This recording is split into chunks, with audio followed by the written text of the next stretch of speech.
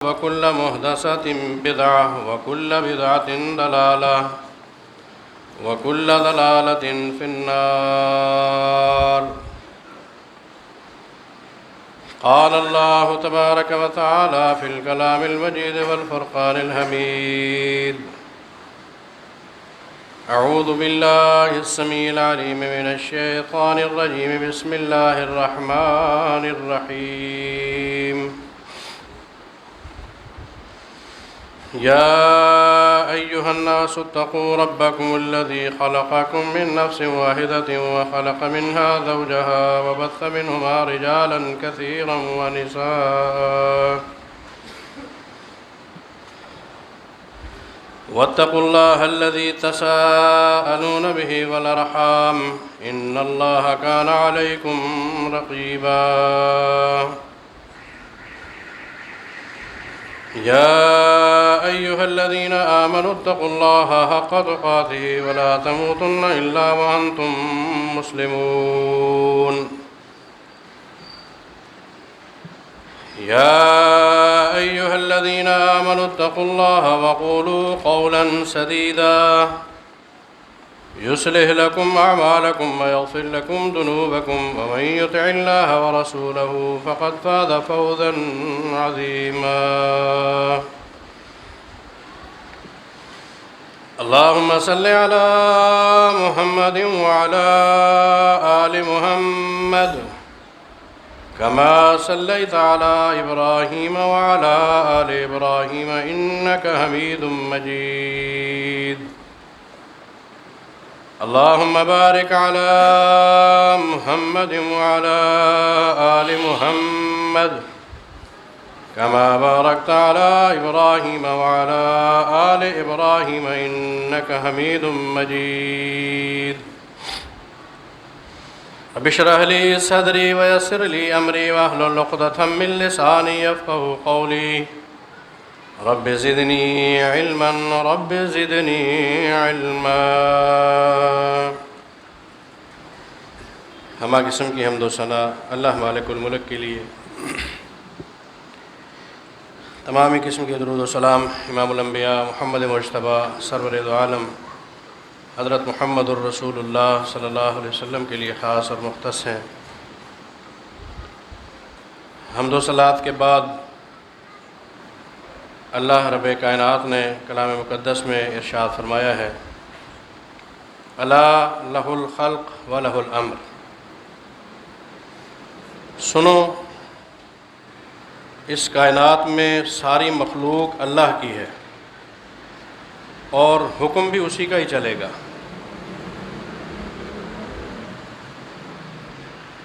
صحیح بخاری میں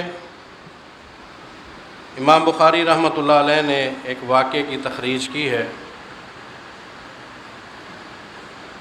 میں اسے 3 اجزاء میں تقسیم کر کے آپ کے گوش گزار کروں گا انشاءاللہ۔ ایک شخص رسول اکرم صلی اللہ علیہ وسلم کی خدمت اقدس میں حاضر ہوا اور آ کر اس نے سوال کیا: دلنی علی عمل اذا عملتہ دخلت الجنہ والعمل یباعدنی من النار۔ میری ایسی رہنمائی ارشاد فرمائیے کہ میں عملی زندگی میں وہ عمل کروں اس کے نتیجے میں مجھے جنت مل جائے اور میں جہنم سے دور ہو جاؤں۔ رسول اکرم صلی اللہ علیہ وسلم کے جان نثاران بزرگ صحابہ کرام، ان کے سوالات کا محور آپ جانچیے تھوڑا سا، ان کے سوال کس انداز کے ہیں۔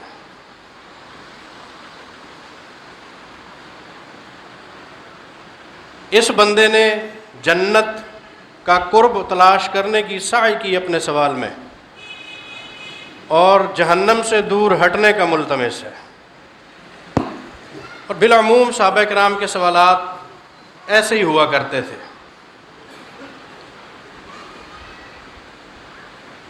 اور ان سوالات سے صحابہ کرام کی ذہنیت میں کیا ہے کہ ہماری آخرت سنور جائے، ہم دین اور دنیا کی بھلائیاں حاصل کر لیں۔ ان کا ٹارگٹ، ان کا ہدف دنیا کی غرض فاسد نہیں، اللہ، اس کا رسول، جنت اور آخرت میں کامیابی کا حصول صحابہ کرام کا ٹارگٹ اور ہدف ہوا کرتا تھا۔ اس کے برعکس ہم اپنے سوالات کا جائزہ لیں۔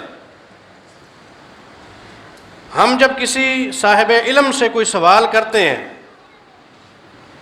بالعموم جب کسی موڑ پہ ہم پھنس جائیں، بھائی کے ساتھ جھگڑا ہو گیا جائیداد کے معاملے میں، تو وہاں ایسی پیچیدگی سے سوال کریں گے کہ میں لے جاؤں اس کو کچھ نہ ملے۔ جب کسی بہن کا حق حاصل کرنا ہے تب بھی یہی معاملہ ہے۔ ہماری غرض فاسد صرف دنیا ہے، صحابہ کرام کا ہدف اور ٹارگٹ آخرت ہے۔ مقابلتاً زندگی میں وہ لوگ بہتر ہیں جو اپنا ہدف اللہ، اس کا رسول اور آخرت کو بناتے ہیں۔ وہ کوئی بھی معاملہ ہے، گھریلو زندگی کا ہے، تجارتی معاملہ ہے، سیاست ہے، کسی بھی انداز کا کوئی بھی معاملہ زندگی میں درپیش ہو، سب سے پہلے فکر آخرت، اللہ، اس کا رسول اور کامیابی دنیا اور آخرت کی یہ مد نظر ہونی چاہیے۔ اس کے بغیر کامیابی ممکن نہیں ہے۔ اللہ کو چھوڑ دیں گے تو کامیابی نہیں ہے، اللہ کے رسول کو چھوڑیں گے تو کامیابی نہیں ہے، فکر آخرت کو ذہن سے ہٹا دیں گے تو کامیابی نہیں ہے، دنیا کی لالچ، غرض فاسد کو ذہن میں بٹھا لیں گے تو کامیابی نہیں ہے۔ یہ صحابہ کرام کے اہداف تھے ان کے سوالات میں۔ ایک اور شخص آیا، وہ آگے پوچھتا ہے، ایک دو جھلکیں پیش کر دوں صحابہ کرام کے سوالات کی۔ ای العمل احب الی اللہ، کیا کہتا ہے آ کر؟ اے اللہ کے حبیب صلی اللہ علیہ وسلم، اللہ کو عملوں میں سے کون سا عمل محبوب ترین ہے؟ آپ نے ایک مختصر سا جواب دیا، ادومھا۔ اب اس کا ہدف دیکھیں، اللہ کی محبت کی تلاش ہے۔ کون سا وہ عمل ہے جو اللہ کو بہت پیارا ہے اور محبوب ہے؟ ظاہر سی بات ہے، جب ہم محبوب ترین عمل کریں گے تو اللہ کے محبوب بن جائیں گے۔ تو ان کے سوال میں ہدف اللہ کی رضا، اللہ کی محبت، اللہ کے رسول کی محبت۔ آپ نے جواب دیا، ادومھا، وہ عمل جو ہمیشہ کیا جائے، بھلے قلیل کیوں نہیں، تھوڑا کیوں نہیں۔ آپ رات کو اٹھتے ہیں، تہجد پڑھتے ہیں، 8 رکعت آپ نے پڑھی، اس کے بعد آپ نے وتر پڑھے، سو گئے یا صبح کی اذان ہو گئی، 2 دن 3 دن آپ نے یہ معمول اختیار کیا، بعد میں چھوڑ دیا۔ اللہ کو یہ 8 رکعتیں، یہ 11 رکعتیں یہ اچھی نہیں لگیں۔ اس کے مقابلے میں رات کے وقت کسی ٹائم بھی آپ اٹھیں، 2 رکعت پڑھ لیں، 3 وتر پڑھ لیں، ہمیشہ زندگی کا لازمہ بنا لیں، اللہ کو یہ محبوب ہے۔ عمل تھوڑا ہے لیکن ہمیشہ والا ہے۔ اللہ کے رسول صلی اللہ علیہ وسلم ارشاد فرماتے ہیں، یہ عمل اللہ کو بہت محبوب ہے۔ میں عرض کر رہا تھا، سوالات، اہداف، اغراض، ٹارگٹ صحابہ کرام کے کیا ہیں؟ ایک اور شخص آیا، اس نے آ کے پوچھا، اللہ کے رسول، من نجات، آخرت میں سرخ روئی کیسے ممکن ہے؟ مختلف حدیثیں ہیں، ایک حدیث آپ کے سامنے رکھ دوں۔ نبی علیہ الصلوۃ والسلام ارشاد فرماتے ہیں، املک علیک لسانک، یہ چھوٹا سا گوشت کا ٹکڑا جو منہ کے اندر اللہ نے رکھ دیا، جسے ہم زبان کہتے ہیں، اس کو اپنے کنٹرول میں کر لیں تو بچ گیا۔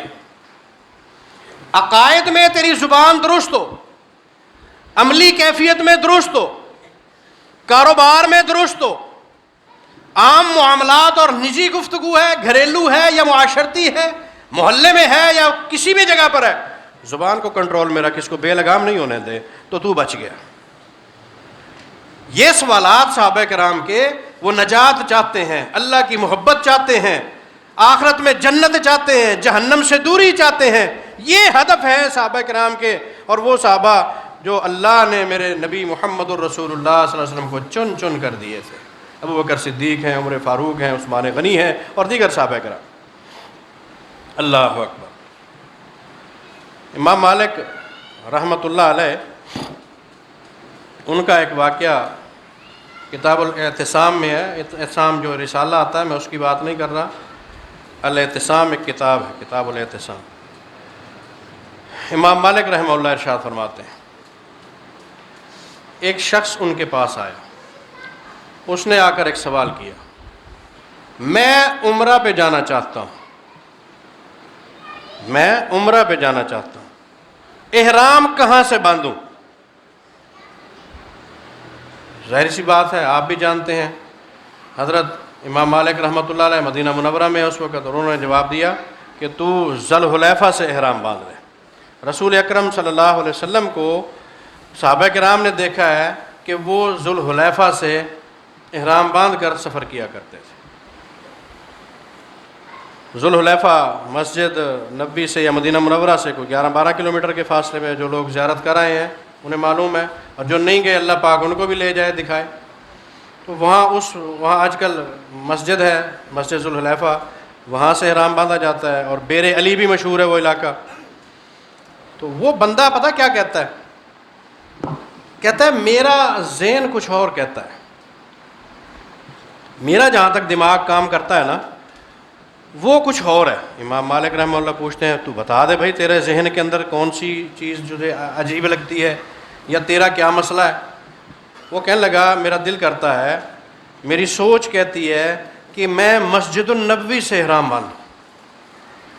اب ذوالحلیفہ مسجد کی کوئی فضیلت، بیر علی کے بارے میں رسول اکرم صلی اللہ علیہ وسلم کا کوئی خاص فرمان، وہاں نماز پڑھنے کا اجر کوئی زیادہ بیان کیا گیا، کوئی ایسی بات نہیں ہے۔ مسجد النبوی میں ایک رکعت اگر پڑھے، ایک نماز اگر پڑھے تو 1000 نمازوں سے افضل ہے۔ اور وہاں جنت البقیع سے آیا ہوا ٹکڑا بھی ہے، جنت البقیع ساتھ ہے وہ بھی ہے، اور اس کے ساتھ ساتھ روضۃ من ریاض الجنہ بھی ہے۔ امام کائنات محمد الرسول اللہ صلی اللہ علیہ وسلم ارشاد فرماتے ہیں، ما بین بیتی و ممبری روضۃ من ریاض الجنہ، میرے حجرے سے لے کر میری ممبر تک کا درمیانی حصہ یہ جنت کا باغیچہ ہے، اوپر سے آیا۔ کتنے فضائل ہیں اس مقام کے، اس کے علاوہ اور بھی فضیلتیں ہیں مدینہ منورہ شہر کی، مسجد النبوی کی۔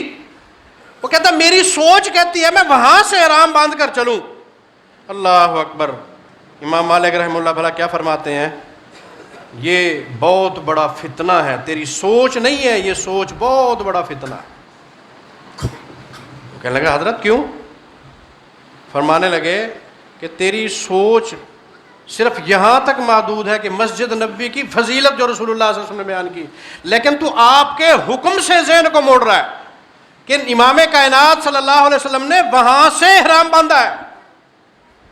یہ ہدف ہے شریعت کا کہ آپ کی زندگی، آپ کی تجارت، آپ کے گھریلو انداز، آپ کا اٹھنا بیٹھنا، بالخصوص آپ کی سیاست، وہ کس کے گرد گھومے؟ محمد الرسول اللہ صلی اللہ علیہ وسلم کی ذات اقدس کے۔ آپ کی سیاست مدینہ میں کیسی تھی؟ آپ کی تجارت کیسی تھی؟ گھریلو زندگی کیسی تھی؟ آپ کا چال چلن، اٹھنا بیٹھنا کیسا تھا؟ جہاد اور سفر آپ کے کیسے تھے؟ حج آپ نے کیسے کیا؟ یہ غرض ہے ایک مسلمان کی جو اس سے مطلوب ہے، اور پھر اسے آخرت ملنے والی ہے اور وہ کامیاب۔ امام مالک رحمۃ اللہ علیہ فرماتے ہیں تو بہت بڑے فتنے کا شکار ہو چکا ہے۔ وہ بندہ کہتا ہے حضرت کیسا فتنہ؟ فرمایا ایو فتنۃ اعظم من ان ترى ان سبقت الى فضیلۃ کسرها عنها رسول اللہ صلی اللہ علیہ وسلم۔ اور تو اپنی سوچ کو آگے بڑھا کر یہ باور کرانا چاہتا ہے کہ میری سوچ رسول اللہ صلی اللہ علیہ وسلم کی سوچ سے زیادہ بہتر ہے، کہ آپ نے تو یہ ارشاد نہیں فرمایا کہ مسجد نبوی سے احرام باندھنا ہے، آپ نے تو وہاں سے فرمایا تھا، تو تیرے ذہن کے اندر جو فضیلتیں ہیں کیا وہ رسول اللہ کے ذہن کے اندر نہیں تھی؟ اگر تو یہاں سے احرام باندھے گا تو سنت کو تو نے چھوڑ دیا، اور رسول اللہ صلی اللہ علیہ وسلم کا طریقہ زندگی تجھ سے رہ گیا۔ عزیزان من، ہماری زندگی کا ہدف، ٹارگٹ صرف شریعت اور منہج ہونا چاہیے۔ منہج اگر ہمارا درست ہے، نام بھلے کوئی بھی ہے، میں اپنا نام اہل حدیث رکھ دوں اس سے کوئی فرق نہیں پڑتا، میں اپنے آپ کو بریلوی کہہ لوں کوئی فرق نہیں پڑتا، دیوبندی کہہ لوں کوئی فرق نہیں پڑتا، لیکن منہج درست ہونا چاہیے۔ منہج کسے کہتے ہیں؟ زندگی گزارنے کا وہ راستہ جس پہ ہمارا اختتام ہونا ہے، وہ کیا ہونا چاہیے؟ اللہ کا قرآن اور محمد الرسول اللہ صلی اللہ علیہ وسلم کا فرمان۔ نام رکھنے سے کوئی فرق نہیں پڑتا۔ اگر ہم اپنی ذاتی انا، ذاتی مسائل، ذاتی سوچ، اپنے ذہن کی اختراع کو مقدم رکھتے ہیں اور رسول اللہ صلی اللہ علیہ وسلم کی حدیث، شریعت اور قرآن اور نصوص کو ہم پس پشت ڈال دیتے ہیں، تو ہم سے بڑا بدبخت کوئی نہیں ہے اور ہمارا منہج غلط ہو گیا ہے۔ اللہ اکبر کبیرہ۔ عزیزان من، حدیث جبریل آپ نے بہت سنی ہوگی۔ یہ ساری احادیث مبارکہ، یہ ایک سوچ غلط ہوتی ہے کہ مولوی صاحب عجیب عجیب واقعے بیان کرے، اور کہاں سے گھڑے روزانہ بھائی؟ باتیں وہی ہوتی ہیں، زبان تبدیل ہو جاتی ہے، لفظ تبدیل ہو جاتے ہیں، استدلال تبدیل ہو جاتا ہے۔ تو باتیں سنی ہوئی ہیں آپ کی، لیکن میں جو بات عرض کرنا چاہتا ہوں وہ یہ کہ اپنی سوچ اور اپنی ذہنیت کا محور کیا بنانا ہے؟ منہج۔ اور منہج کیا ہے؟ اللہ کی کتاب اور محمد الرسول اللہ صلی اللہ علیہ وسلم کا فرمان ہے۔ حدیث جبریل علیہ الصلوۃ والسلام تشریف لائے، رسول اکرم صلی اللہ تعالیٰ علیہ وسلم بیٹھے ہوئے ہیں، ایک بندہ آ گیا، اس نے انتہائی سفید براق لباس پہنا ہوا ہے، انتہائی خوبصورت نوجوان ہے، لگتا ہے ابھی ابھی نہا کے غسل خانے سے باہر نکلا ہے، ہمیں کوئی جانتا بھی نہیں ہے، دیکھا ہوا نہیں ہے، بندہ بھی اجنبی ہے، لگتا ہے ایسے ابھی کسی مدینہ کے گھر سے نکل کے تازہ تازہ نہا کے آیا ہے۔ ہم بڑے حیران ہیں، ہماری حیرانگی مزید بڑی جب وہ آیا، آ کر رسول اللہ صلی اللہ علیہ وسلم کے گھٹنوں سے گھٹنے ملا کے بیٹھ گیا۔ اب اس نے سوالات شروع کر دیے، مل احسان، مل ایمان، مل اسلام، 3 سوال کیے اس نے۔ احسان کسے کہتے ہیں؟ اسلام کیا ہے؟ ایمان کیا ہے؟ نبی علیہ الصلوۃ والسلام نے ان کے جواب دیے۔ اب جواب دینے کے بعد وہ بندہ تصدیق کر رہا ہے ساتھ ساتھ، صدقت یا رسول اللہ، آپ نے اسلام کا جواب دیا کہ کلمہ شہادت کا اقرار کر، نماز پڑھ، روزے رکھ، زکوٰۃ دے، حج کر۔ اس کے بعد وہ کہتا ہے صدقت۔ صحابہ کہتے ہیں ہماری پہلے حیرانگی تھی، اب مزید حیرانگی بڑھ گئی کہ بندہ جانتا ہے، جان بوجھ کے پھر سوال کر رہا ہے اور تصدیق بھی کر رہا ہے۔ بڑی عجیب سی بات ہے، جو سوال کرتا ہے اسے پتہ نہیں ہوتا میں سوال کیا کر رہا ہوں، جب جواب ملے تو خوشی کا اظہار، لیکن یہ ساتھ تصدیق بھی کرتا ہے۔ پھر دوسرا سوال ہوا مل ایمان، آپ نے ایمان کے اجزاء بتائے۔ مل احسان، احسان کے بارے میں بتایا کہ اللہ کی عبادت انتہائی خشوع خضوع کے ساتھ کر، یوں سمجھ جس طرح تو اللہ کو دیکھ رہا ہے، اگر تو نہیں دیکھ رہا تو پھر اللہ تجھے دیکھ رہا ہے۔ یہ سوال اس نے کیے، اٹھا اور چلا گیا۔ نبی علیہ الصلوۃ والسلام نے صحابہ کرام سے ارشاد فرمایا جاؤ اس کو دوبارہ بلا کے لاؤ۔ صحابہ کہتے ہیں ہم گلیوں میں ادھر ادھر بھاگے، کافی کوشش کی، تلاش بسیار کے بعد ہمیں بندہ نہیں ملا، واپس آ گئے، عرض کی یا رسول اللہ بندہ تو نہیں ملا۔ فرمایا انہو جبریل اتاکم لیعلمکم دینکم، ارے تمہیں کہاں سے ملے گا؟ وہ تو جبریل تھا، تمہارے پاس آیا تھا، تمہیں تمہارا دین سکھانے کے لیے آیا تھا۔ اب 2 لفظوں پہ غور کیجئے، حدیث آپ نے بار بار سنی ہے، آج ایک طالب علم سے بھی سنیے، اتاکم لیعلمکم دینکم، تمہارے پاس آیا تھا، کیا سکھانے آیا تھا؟ دین سکھانے آیا تھا، لیکن ڈائریکٹلی مخاطب ہوا آ کر آیا، اسے چاہیے تھا وہ نبی علیہ السلام سے اجازت لے کے کھڑا ہو جاتا، خطاب کرتا، میں جبریل ہوں، اللہ پاک کی طرف سے آیا ہوں، اللہ نے بھیجا ہے، میں تمہیں دین کی باتیں پہنچانے کے لیے آیا ہوں، احسان اس کو کہتے ہیں، ایمان یہ ہوتا ہے، اسلام یہ ہوتا ہے، فلاں بات یوں ہے، نماز یوں پڑھا کرو، روزے یوں رکھا کرو۔ اللہ اکبر، لیکن میرا ایمان کیا ہے؟ اگر وہ یہ سارا لیکچر دے کے چلا جاتا تو وہ دین نہیں بن سکتا جب تک کہ تصدیق نہ کر دے محمد الرسول اللہ صلی اللہ علیہ وسلم۔ یہ سبق دے کر گیا ہے۔ تمہارے سوالات، تمہارے زندگی کے مسائل وہ عقائد سے تعلق رکھتے ہیں، اعمال سے تعلق رکھتے ہیں، عبادات سے تعلق رکھتے ہیں، معیشت سے تعلق رکھتے ہیں۔ وہ سوالات اگر تمہارے شریعت اور دین اور محمد الرسول اللہ صلی اللہ علیہ وسلم کے گرد گھومتے ہیں تو پھر تم صحیح منہج کے اوپر ہو اور طریقے زندگی تمہارا ٹھیک ہے۔ اگر تم اس سے ہٹ گئے تو پھر تمہارا دین صحیح نہیں ہے، تمہارا منہج غلط ہے۔ اللہ اکبر، جبریل کوئی معمولی فرشتہ نہیں ہے، جانتے ہیں آپ جبریل کو؟ سارے فرشتوں کا بڑا ہے، سید الملائکہ، اور جتنا اللہ کے نبی زمین پہ آئے سب کی طرف اللہ کا پیغام لانے والا یہی جبریل ہے۔ الہامی کتابیں جتنا اللہ نے اس زمین پر اتاری ان سب کا حافظ ہے، سارے نبیوں سے ملاقات کرنے والا ہے۔ اللہ اکبر، کتنی بڑی فضیلت اور کتنے بڑے اعلیٰ ظرف کا مالک ہے، لیکن اس کے باوجود اسے اجازت نہیں ہے کہ وہ ڈائریکٹ امت سے مخاطب ہو کے کوئی حکم چھوڑ کے جائے، اور اگر حکم چھوڑ بھی جاتا اللہ کی قسم وہ شریعت نہیں بن سکتا جب تک کہ تصدیق نہ کر دے محمد الرسول اللہ صلی اللہ علیہ وسلم۔ یہ منہج ہے جس پہ ہم نے زندگی گزارنی ہے۔ اس منہج سے اگر کوئی ہٹ کر درس دیتا ہے وہ درس قبول نہیں ہے۔ اس سے ہٹ کر کوئی راستہ منتخب کرے اور تمہیں چلنے کا حکم دے، تم اس پر چلنے کے پابند نہیں ہو، اس کو مسترد کر دو، اس کو اپنی ٹھوکر کی نوک پہ رکھ کے ایک طرف کر دو۔ اللہ اکبر کبیرہ۔ عزیزان من، سنن ابی داؤد ایک حدیث کی کتاب ہے، اس میں امام ابو داؤد رحمۃ اللہ علیہ ایک واقعہ نقل فرماتے ہیں۔ ایک شخص رسول اکرم صلی اللہ علیہ وسلم کے پاس آیا، آ کر بیٹھا اور اس نے عرض کی، یا رسول اللہ، ہم نے حج پہ جانا ہے اور ہم میں سے مالدار بہت سے لوگ ہیں، آپ نے حج کا حکم دیا ہے، حج فرض ہے، کیا یہ فرضیت مالدار پر ہر سال ہے؟ اللہ اکبر، بہت بڑا سوال کر لیا۔ سال میں یا زندگی میں ایک بار فرض ہے یا سال میں ہر سال مالدار پر حج فرض ہے؟ نبی علیہ السلام خاموش ہو گئے، جواب نہیں دیا۔ کچھ دیر گزری، دوبارہ پھر اس نے سوال دہرا دیا، یا رسول اللہ میں نے سوال کیا ہے، مجھے جواب ارشاد فرمائیے۔ افی کل عام، کیا ہر سال میں حج فرض ہے یا زندگی میں ایک بار فرض ہے؟ آپ خاموش رہے، جواب نہیں دیا۔ تیسری بار جب پھر اس بندے نے سوال کیا، امام اکرم محمد الرسول اللہ صلی اللہ علیہ وسلم ارشاد فرماتے ہیں، ان قلت نعم لوجبت، اگر میری زبان سے نکل گیا نا نعم، عربی میں نعم کسے کہتے ہیں؟ جی ہاں، میری زبان سے اگر جی ہاں نکل گیا، کلمہ تو چھوٹا ہے لیکن تمہاری زندگی پر جو لوڈ پڑ جائے گا، بوجھ پڑ جائے گا، تم اسے ادا نہیں کر سکو گے۔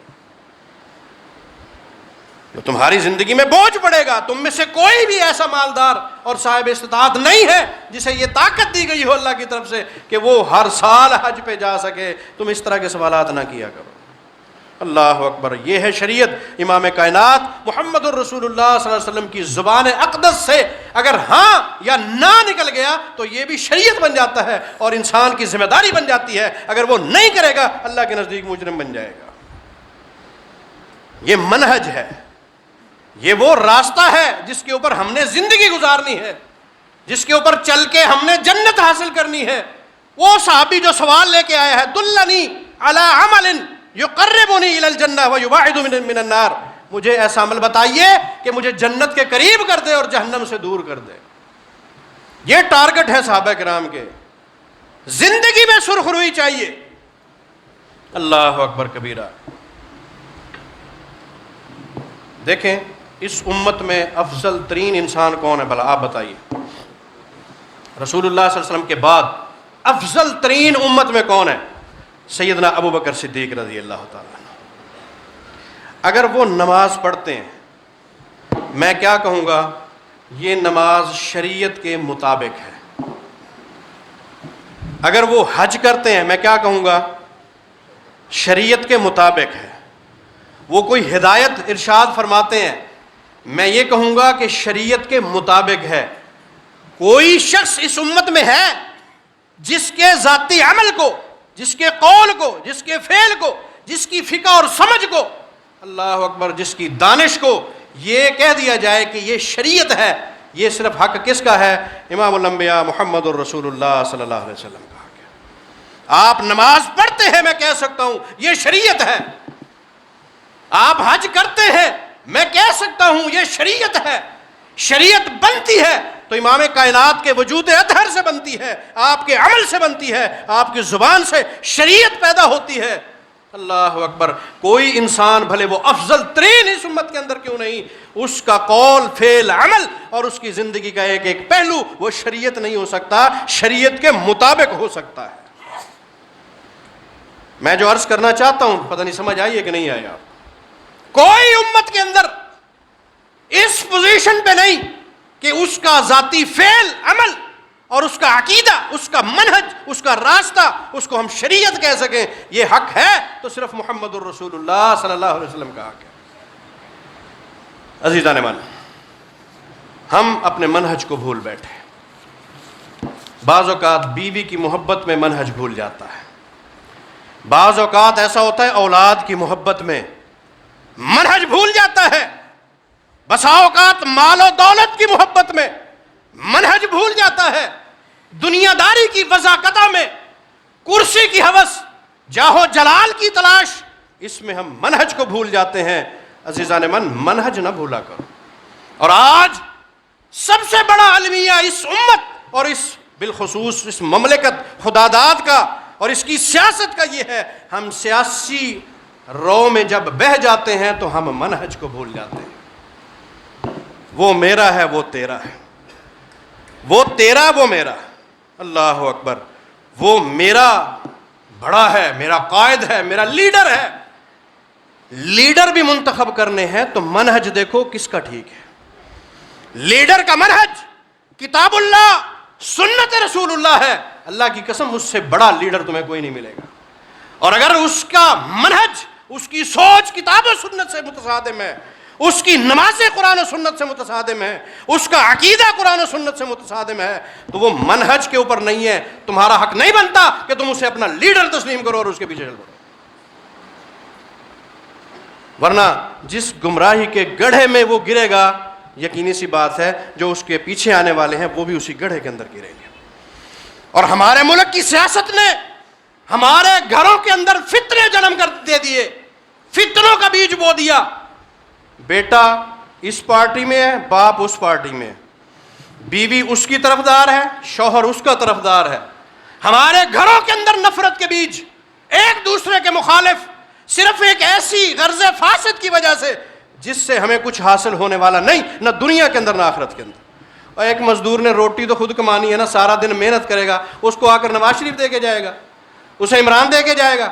اللہ اکبر کبیرہ. میں عرض یہ کر رہا ہوں، ہماری سوچ ہے، ہمارا عقیدہ ہے، ہمارا عمل ہے، ہماری زندگی کا کوئی بھی رخ ہے، ہماری سیاست بھی کیوں نہیں، اگر وہ منہج کتاب و سنت کے مطابق ہے تو پھر ہم درست ہیں. اگر اس لائن سے ہم ہٹ گئے، خدا را لائن سے مت ہٹیے گا. امام کائنات محمد الرسول اللہ صلی اللہ علیہ وسلم نے ارشاد فرمایا تھا، جب اس دنیا کا اینڈ ہونا ہے، جب یہ دنیا آخر میں پہنچے گی، فتنے جنم لیں گے اور اتنے بڑے فتنے آئیں گے. ایک موج جس طرح دریا اور سمندر میں اٹھتی ہے، اس کے پیچھے والی اس سے بڑی لگتی ہے، اس کے بعد والی اس سے بڑی لگتی ہے، یوں ہی فتنے میری امت کے اندر آئیں گے قرب قیامت میں. ایک فتنہ جب گزر جائے گا، دوسرا اس سے بڑا آئے گا، پھر اس سے بڑا آئے گا، پھر اس سے خوفناک اور مہلک آئے گا. یہ فتنوں کا دور شروع ہو چکا ہے. عزیزان من، اپنے آپ کو سنبھالیے گا، اپنے منہج سے مت ہٹیے گا. کسی کی طرفداری میں، بھلے وہ اپنا امام کیوں نہیں، اپنا محدث کیوں نہیں، اپنا فقیہ کیوں نہیں، اپنا لیڈر کیوں نہیں، اپنے ایمان کو اپنے ہاتھ سے نہیں جانے دیں. اور عزیزان من، ایک ہدایت امام کائنات محمد الرسول اللہ صلی اللہ علیہ وسلم کی اس دور کے اندر ہمارے لیے بالخصوص آپ نے ارشاد فرمایا، صحیح مسلم کی صحیح حدیث ہے، جب تم دیکھو نا فتنے تمہاری طرف بڑھ کے آ رہے ہیں اور دجالی فتنے شروع ہو جائیں، تو تم نے سورت الکہف کی ابتدائی 10 آیات زبانی یاد کر لینی. تم ان فتنوں سے محفوظ ہو جاؤ گے. وہ فتنہ موبائل کی صورت میں ہے، وہ فتنہ تجارت کی صورت میں ہے. معیشت برباد ہو چکی ہے. یہودیوں نے ہماری معیشت پر پوری طرح جال پھیلا دیے ہیں. سود کے چکر سے ہم نہیں نکل پاتے، رشوت کے گھن چکر سے نہیں نکل پاتے. آخرت بھول گئی. اللہ اکبر. ایک حقدار کا حق اس کے گھر میں پہنچتا ہے، لیکن وہ اپنی جیب سے خرچ کرتا ہے تب پہنچتا ہے، ورنہ نہیں. عزیزان من، دوسرے کا حق کھانا ہم نے اپنا مشن بنا لیا ہے، ہم نے طریقے زندگی بنا لیا ہے. اللہ اکبر. یہ منہج نہیں ہے، یہ قرآن و سنت نہیں ہے. ہم ہٹ چکے ہیں، ہماری معاشرت، ہماری تجارت، ہماری سیاست غلط رخ اختیار کر چکی ہے، اور اس سے بچنے کا ایک ہی راستہ اس وقت امام کائنات محمد رسول اللہ صلی اللہ علیہ وسلم کی ہدایات کی زبانی میں یا ہدایات کی روشنی میں صرف آن بچتا ہے آپ قرآن پاک کا سہارا لیں، اللہ کی کتاب کا سہارا لیں۔ رات دن تمہارے گھروں میں، تمہاری تجارت کے مقام پر، تمہارے چلتے پھرتے میں اللہ کے قرآن کا ذکر ہونا چاہیے، اس کو تلاوت کرنا چاہیے۔ سورہ کہف کی ابتدائی آیات وہ آپ زبانی یاد کریں، اپنے بچوں کو کرائیں، اپنی بیوی اور بہنوں بیٹیوں کو کرائیں، اور رات دن اگر زبانی یاد نہیں ہوتا اللہ اکبر کبیرہ تو پھر دیکھ کے پڑھ لیں، دیکھ کے پڑھ لیں۔ عزیزان من، آج ہم کہہ سکتے ہیں کہ ہم خوش نصیب ہیں۔ میں نے رمضان المقدس میں جتنا جمعے پڑھائے، جتنا دروس دیے، ہر درس میں ایک ہی بات کہتا ہوں، فتنہ دجال شروع ہو چکے ہیں، اس دنیا کا اینڈ ہے۔ یہ کیوں میں اتنے وثوق سے یہ بات کہہ رہا ہوں؟ نبی علیہ الصلوۃ والسلام کو گزرے ہوئے آج 1500 سال ہو گئے، اور اس وقت آپ ایک دفعہ باغ کے جھنڈ کے قریب بیٹھے ہوئے تھے، آپ نے سورج غروب ہونے کے قریب تھا، ذرا سا فاصلہ باقی رہ گیا تھا، اللہ اکبر، ذرا سا کنارہ بچا ہوا تھا، آپ نے فرمایا یہ دیکھو، یہ مشرق سے لے کر مغرب تک یہ سورج اب غروب ہونے کے قریب ہے، اتنی دنیا گزر چکی ہے، اب یہ سورج کا کنارہ زمین میں گھس رہا ہے، اتنی باقی ہے، اور 1500 سال گزر گئے، اب میرے خیال میں وہ کنارے کی آخری کرنیں ہیں جو اس دنیا کے اندر ہیں، اور وہ ختم ہوئی، دنیا کا اینڈ ہو جانا ہے۔ اور اس کے بعد آپ نے فرمایا تھا جب یہ حالت ہو تو دجالی فتنے بھی شروع ہوں گے، دجال بھی آئے گا، اس کی زمین ہموار کی جائے گی، فتنوں کا جنم ہوگا۔ اس وقت اللہ کے رسول صلی اللہ علیہ وسلم نے ارشاد فرمایا کہ سورہ الکہف تمہارے کام آئے گی، اور آپ نے فرمایا دجال کی خواہش نہ کرنا کہ ہم اسے دیکھیں، اس سے ملاقات کریں، تمہیں پتہ چل جائے کہ وہ تمہارے علاقے میں آ گیا، اسے چھپ جانا، دوڑ جانا، اس سے نہیں ملنا، اس کے اتنے بڑے بڑے فتنے، وہ تمہیں برباد کر دے گا، تباہی کے اندر آ جاؤ گے، تمہارا ایمان تمہارے ہاتھ سے نہیں نکلے گا، تمہارے ہاتھ سے نکل جائے گا، آف کنٹرول ہو جاؤ گے، تم اس کو دیکھ کر اپنے ایمان کو نہیں بچا سکو گے۔ اتنے بڑے بڑے فتنے اللہ نے اس کے ساتھ لگائے ہیں، اللہ اکبر۔ جب تمہیں پتہ چل جائے اور اچانک وہ آ بھی جائے، پھر اس سے بچنے کا صرف ایک راستہ ہے، سورہ کہف کی 10 آیات پہلی پڑھ لینا، وہ بے بس ہو جائے گا، لاچار ہو جائے گا، وہ جتنا جال تم پہ پھینک کر تمہیں پھنسانے کی کوشش کرے گا نہیں پھنسا پائے گا۔ یہ اتنا عظیم ترین آیات، اور اللہ کا قرآن تو سارا ہی عظیم ہے، اللہ اکبر۔ یہ قرآن جنت تک ساتھ جائے گا۔ نماز تمہاری پہلے رک گئی، اس نے صرف جہنم سے نجات دلوا دی، اللہ اکبر۔ تمہاری عملی زندگی، یہ اخلاق، یہ محبت، یہ تجارت، یہ خرچ کرنا، یہ زکوٰۃ، یہ نوافل، یہ سارے میدان حشر میں روک دیے گئے۔ اللہ کا یہ قرآن وہ قرآن ہے جو جنت کے اندر بھی ساتھ ہوگا، اور رسول اللہ صلی اللہ علیہ وسلم ارشاد فرماتے ہیں اللہ کے فرشتے حفاظ سے، قرآن کے قاریوں سے بیٹھ کر قرآن سنا کریں گے اور مطالبہ کریں گے کہ قرآن سناؤ ہمیں۔ یہ وہ عظیم قرآن ہے، اللہ کی کتاب۔ عزیزان من، اسی سے ہم غفلت میں ہیں۔ میں کہتا ہوں ہم خوش نصیب ہیں، قرآن کی باغ و بہار جتنا ہمارے اندر ہے۔ صحابہ کرام پر تو قرآن اترا تھا، اللہ کے رسول صلی اللہ علیہ وسلم پر جب اترتا تھا وہ سنتے تھے، اور کسی نے اس کو لکڑی پہ لکھ لیا اور اپنے پاس محفوظ کر لیا، کسی نے چمڑے کے ٹکڑے پہ لکھ لیا، محفوظ کر لیا، کسی نے جانور کی ہڈی کے اوپر لکھ لیا اور محفوظ کر لیا، کسی نے سفید پتھر پہ لکھ کے محفوظ کر لیا، بکھرا ہوا تھا قرآن پاک۔ آج ہم خوش نصیب ہیں، یہ کاغذ کے ٹکڑے جن کے اندر مصحف بنا دیا گیا، پورا قرآن ایک ہی جگہ پر ہمارے لیے محفوظ کرا دیا گیا، ہم خوش نصیب ہیں۔ اور اس سے بڑی خوش نصیبی اور کیا ہو سکتی ہے کہ وہ پورا قرآن ہماری جیب میں موبائل کی صورت کے اندر بھی موجود ہے۔ ہم نے غلاظتیں تو بھر لی، لیکن وہ قرآن، اللہ کا کلام، اللہ کی کتاب ہمارے اس موبائل کے اندر نہیں ہے۔ آپ زندگی کے جس موڑ پہ ہو، آپ سفر میں ہیں، تجارت میں ہیں، بیٹھے ہیں، کھڑے ہیں، اللہ اکبر، مسجد میں ہیں، گھر کے اندر ہیں، دکان کے اوپر ہیں، اس موبائل کو اٹھاؤ، اس کے صفحے نکالو اور اللہ کے قرآن کی تلاوت کرنا شروع کرو۔ اگر آپ پڑھ نہیں سکتے، سن لو، اس میں سے سننا اور پڑھنا دونوں برابر اجر رکھتے ہیں۔ اور امام کائنات کے سپاہی، امام کائنات کے سپاہی جو پڑھنے کے قابل نہیں ہوتے تھے، اللہ اکبر، وہ بھی رسول اللہ صلی اللہ علیہ وسلم کے پاس آ کے بیٹھ جایا کر۔ دوزانو ہو کر ایک دیہاتی، ایک گنوار، ایک عرابی آیا اور آ کر رسول اکرم صلی اللہ علیہ وسلم سے عرض کرنے لگا، یا رسول اللہ فض لسانی وغلظ قلبی، میرا دل و دماغ کام نہیں کرتا، بوڑھا ہو چکا ہوں، میری زبان موٹی ہو گئی، زبان سے لفظوں کی ادائیگی صحیح نہیں کر پاتا. اللہ اکبر. لیکن میرے دل کی خواہش ہے میں قرآن پڑھوں. خواہشات دیکھیں صحابہ کرام کی اور اپنی خواہشات دیکھیں, ان کے سوالات دیکھیں, اپنے سوالات دیکھیں, ان کے ایمانیات کا جائزہ لیں, اپنے ایمان کا جائزہ لیں. یہ ساری صحابہ کرام کی جو یہ حکایات, یہ کہانیاں یہ آپ کو بیان کی جاتی ہیں, یہ کہانیوں کی غرض سے نہیں ہے, یہ واقعات میرے صحابہ کے یہ دین بنانے کے لیے ہیں, ان کی سیرت کو اپنانے کے لیے ہیں. اور ان کی سیرت امام کائنات محمد الرسول اللہ صلی اللہ علیہ وسلم کی سیرت سے ہٹی ہوئی نہیں تھی. اللہ اکبر. حج کا موقع ہے, حجۃ الوداع, آیات مبارکہ اترائیں. الیوم اکملت لکم دینکم واتممت علیکم نعمتی ورضیت لکم الاسلام دینا. آج دین مکمل ہو گیا, اس کے بعد احکامات نہیں آنے, احکامات مکمل. روزہ, حج, زکوٰۃ, اللہ نے جو فرض کرنا تھا وہ فرض ہو چکا ہے, اب احکامات بند. اس لحاظ سے دین آج مکمل ہو گیا. یہ آیت صحابہ کرام نے سنی اور صحابہ کرام نے جواب کیا دیا؟ یا رسول اللہ, اللہ نے اگر دین مکمل کر دیا تم العمل, عمل بھی مکمل ہو چکا ہے. تم میں سے ہے کوئی ایسا جو دعویٰ کر دے کہ اگر دین مکمل, جتنا میری معلومات ہیں, جتنا میں دین کو سمجھ چکا ہوں, اتنا اس دین پر عمل بھی کر چکا ہوں, کوئی ہے جو آج کھڑا ہو کے یہ دعویٰ کرتے ہیں؟ صحابہ کرام نے یہ دعویٰ کیا تھا, یا رسول اللہ جب عمل اترتے ہیں, دین اترتا ہے, ہم فوری عمل کی کوشش کرتے ہیں. عمل کی کتاب بھی ہماری برابر ہے, دین کی کتاب بھی برابر ہے. ہمارا علم, ہمارا دین ہماری عملی زندگی سے کم ہے. اگر ترازو میں رکھ کے تولا جائے تو ہمارے اعمال جو ہم عمل کرتے ہیں وہ کم ہیں, ہماری معلومات کہیں زیادہ ہیں. لیکن صحابہ کرام نے یہ دعویٰ کیا تھا کہ اگر دین مکمل ہے تو ہم پوری طرح اس پر عمل بھی کر چکے ہیں. ہمارا دین اور ہمارا عمل مکمل اور برابر ہے. عزیزان من, میں عرض کر رہا تھا, وہ بوڑھا شخص آ کے کیا کہتا ہے؟ یا رسول اللہ میری زبان ساتھ نہیں دیتی, میرا دماغ ساتھ نہیں دیتا. صحابہ کرام کو, آپ کے ساتھیوں کو دیکھتا ہوں قرآن پڑھتے ہیں, میرا دل بھی للچاتا ہے کہ میں قرآن پڑھوں.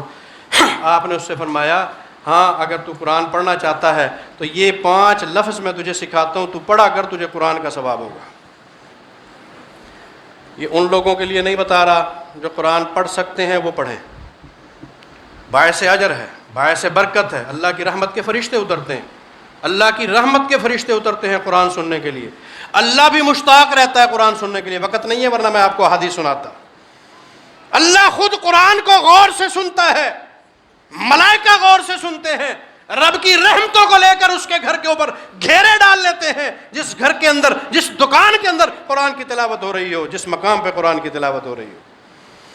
اب یہ بابا بھی اسی رحمت کا متلاشی ہے. میں نے عرض کیا صحابہ کے سوالات تو دیکھیے, فکر آخرت ہے, اللہ کے قرآن کی تلاش ہے, اپنی زندگی کے محوروں کو سیدھے رخ پر ڈالنے کی تلاش ہے, منہج کی تلاش ہے, کتاب و سنت کی تلاش ہے, اور ہماری تلاشیں بکھر چکی ہیں.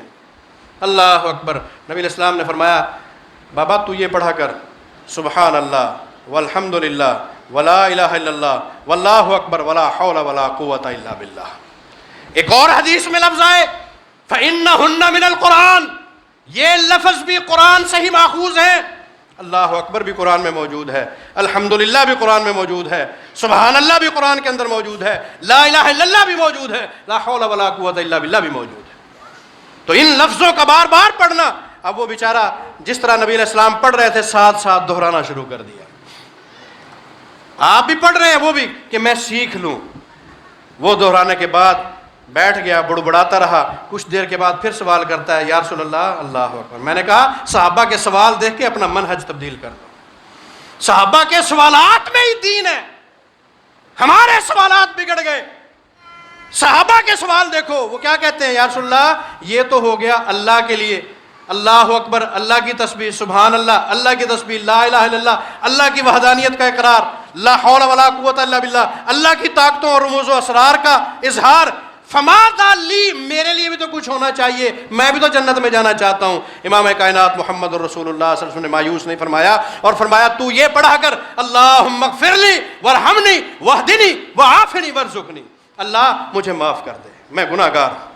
اور زندگی میں جو پیدا ہوتا ہے, جو زندہ ہوتا ہے, اس کائنات میں آتا ہے, وہ یہ ضرور صحابہ انبیاء کے سوا وہ گناہوں کے اندر ضرور ملوث ہوتا ہے. اللہ نے عصمت دی ہے تو صرف کس کو دی ہے؟ انبیاء علیہ السلام کو، ان کے سوا زندگی جس کو دی انسانوں میں وہ گناہوں کے اندر ضرور ملوث ہوتا ہے۔ اللہ اکبر۔ اس سے پھر طہارت کے طریقے آپ نے سکھائے، اس میں اللہ سے توبہ کرنے کے طریقے سکھائے، ان سے بچنے کے طور طریقے سکھائے گئے، اور یہ بھی ایک طریقہ سکھایا گیا کہ دعا پڑھا کر اللہم اغفر لی، اللہ مجھے معاف کر دے، میں غلطیاں کرنے والا ہوں، ورحمنی، مجھ پہ رحم فرما، واہدنی، مجھے سیدھے راستے پہ لگا، وعافنی، اور میرے جسم کے اندر مجھے تندرستی عطا فرما، دنیا کی اور آخرت کی دونوں اس کے اندر موجود ہیں۔ اللہ اکبر۔ ورزقنی، جو چند لقمے زندہ رہنے کے لیے مجھے ضروری ہیں، اللہ وہ رزق بھی مجھے تو دے دے۔ میرا مالک ہی دیتا ہے، ہدایت بھی وہی دیتا ہے، بخشنے والا بھی وہی ہے، صحت دینے والا بھی وہی ہے۔ اللہ اکبر۔ امام کائنات محمد الرسول اللہ صلی اللہ علیہ وسلم سوئے پڑے ہیں، رات کا سناٹا ہے، تاریکی ہے، اندھیرا ہے، نیند نہیں آ رہی، اللہ اکبر کبیرہ، نیند نہیں آ رہی، پریشانی ہوئی، بے چینی ہے طبیعت کے اندر۔ اب کیا کرتے ہیں؟ دعا مانگتے ہیں، اللہم غارت النجوم، اللہ تارے ڈوب گئے، اللہ صبح کی لو پھیلنے والی ہے، تاروں کے جمگٹھے جڑ چکے، سناٹا اور تنہائی تاریکی پھیل گئی، اللہم غارت النجوم وہدات العیون، دنیا مست سوئی پڑی ہے، اللہ اکبر کبیرہ، وانت حی قیوم، اللہ تو زندہ ہے، تو قائم ہے، تجھے نیند نہیں آتی، لا تاخذک سنۃ ولا نوم، اللہ تجھے نیند تو دور اونگ تک نہیں آتی، لا تاخذک سنۃ ولا نوم، اللہ اکبر، انم عینی، مولا میں نیند کرنا چاہتا ہوں، میری آنکھوں میں نیند ڈال دے۔ ارے نیند بھی مانگی تو میرے مصطفیٰ محمد الرسول اللہ صلی اللہ علیہ وسلم نے اللہ سے مانگی ہے، اور تم اولاد مانگنے کے لیے لوگوں کے دروازوں پر جاتے ہو، اللہ کی مخلوق کے دروازوں پر جاتے ہو، مٹی چاٹنے کے لیے تیار ہو جاتے ہو، دھاگے کڑے اور چھلے باندھنے کے لیے تیار ہو جاتے ہو۔ ان چیزوں کے اندر اللہ نے مخلوق نہیں لکھی، میرے رب سے مانگو، اللہ نے تمہیں اولاد اسی نے دینی ہے، رزق اسی نے دینا ہے، ہدایت اسی نے دینی ہے، تمہارا طریق زندگی اگر سیدھے راستے پہ ڈالنا ہے اسی نے ڈالنا ہے۔ سورۃ فاتحہ میں ہم پڑھتے ہیں اہدنا الصراط المستقیم صراط الذین انعمت علیہم غیر المغضوب علیہم ولا الضالین، یہ راستے سیدھے اللہ نے دکھانے ہیں، یہ ہدایت کا سما اسی نے پیدا کرنا ہے۔ عزیزان من، اس منہج کو پکڑ لو، ہماری سیاستیں بھی ٹھیک ہو جائیں گی، ہماری معیشت کے اندر بربادیاں اور تباہیاں بھی ٹھیک ہو جائیں گی، ہمارے گھروں کے اندر جو بے اعتدالی، بے سکونی ہے وہ بھی درست ہو جائے گی۔ ہم مطالبے تو کرتے ہیں کہ حکمران جو ہے نا وہ ہمیں غلط ملتے ہیں، لیکن ہم خود ٹھیک ہیں، خود ٹھیک ہیں، ہم دوسروں کی احتساب کے لیے تو بھاگتے ہیں، اپنا احتساب کیا ہے کبھی؟ الکیس من دان نفسہ وعمل لما بعد اليوم، عقل مند وہ ہے جو اپنے آپ کا احتساب کرتا ہے اور کل کے لیے تیاری کرتا ہے کہ کل آخرت میں میرا کیا بنے گا، یہ بندہ عقل مند ہے۔ بے وقوف ہے جو اپنی احتساب نہیں کرتا، دوسروں کے پیچھے لگتا ہے اور آخرت کو بھول جاتا ہے، وہ پاگل اور بے وقوف شخص ہے۔ اپنے آپ کے گریبان میں جھانکیں، ہم کدھر جا رہے ہیں، ہمارا عقیدہ کیا ہے، ہمارا عمل کیا ہے، ہماری سوسائٹی کیا ہے، ہماری سیاست کیا ہے، ہماری خوراک کیا ہے۔ اسی لیے تو بے اعتدالی اور اللہ کی رحمتوں سے دور ہو چکے ہیں کہ ہم حرام کھاتے ہیں، ہماری معیشت درست نہیں ہے، لوگوں کا حق سمیٹتے ہیں اور کھا جاتے ہیں۔ اللہ اکبر۔ چند لقمے ہی پیٹ میں ڈالنے ہیں نا، اگر ڈھیروں مال نہیں بنا لیں گے تو کیا فرق پڑتا ہے۔ اللہ اکبر۔ وہ بدوی بوڑھا جو نبی علیہ السلام کے پاس آیا، یہ دعا بھی بڑبڑانے لگا، بار بار اس کو رپیٹ کرتا ہوا، دونوں دعائیں اس نے سیکھ لیں، اٹھا پشت دے کر جانے لگا۔ امام کائنات محمد الرسول اللہ صلی اللہ علیہ وسلم ارشاد فرماتے ہیں، لقد ملأ یدیہ بالخیر، اس نے اپنے دونوں ہاتھوں میں بھلائی کو سمیٹ لیا اور جا۔ قرآن کی محبت تھی اور اللہ سے مانگنے کا جذبہ تھا، یہ دونوں چیزیں رسول اللہ صلی اللہ علیہ وسلم نے خیر قرار دیں، اور یہ خیر آج ہماری زندگی میں سے نکل چکی ہے۔ قرآن بھی نہیں ہے اور اللہ سے مانگتے بھی نہیں ہیں، اللہ سے مانگا کریں، قرآن کی تلاوت کیا کریں، اللہ تبارک و تعالی ہماری آخرت کو درست فرما دیں گے انشاءاللہ۔ اقول قولی ھذا واستغفر اللہ لی ولکم ولسائر المسلمین۔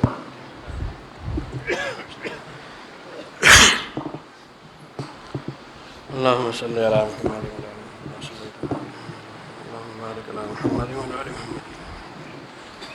الحمد للہ الحمد لله نحمده ونستعينه ونستغفره ونؤمن به ونتوكل عليه ونعوذ بالله من شرور أنفسنا ومن سيئات أعمالنا من يهده الله فلا مضل له ومن يضلله فلا هادي له وأشهد أن لا إله إلا الله وأشهد أن محمدا عبده ورسوله أما بعد فأعوذ بالله السميع العليم من الشيطان الرجيم بسم الله الرحمن الرحيم يا أيها الذين آمنوا اتقوا الله حق تقاته ولا تموتن إلا وأنتم مسلمون وقال تعالى إن الله وملائكته يصلون على النبي يا أيها الذين آمنوا صلوا عليه وسلموا تسليما اللهم صل على محمد وعلى آل محمد كما صليت على إبراهيم وعلى آل إبراهيم إنك حميد مجيد.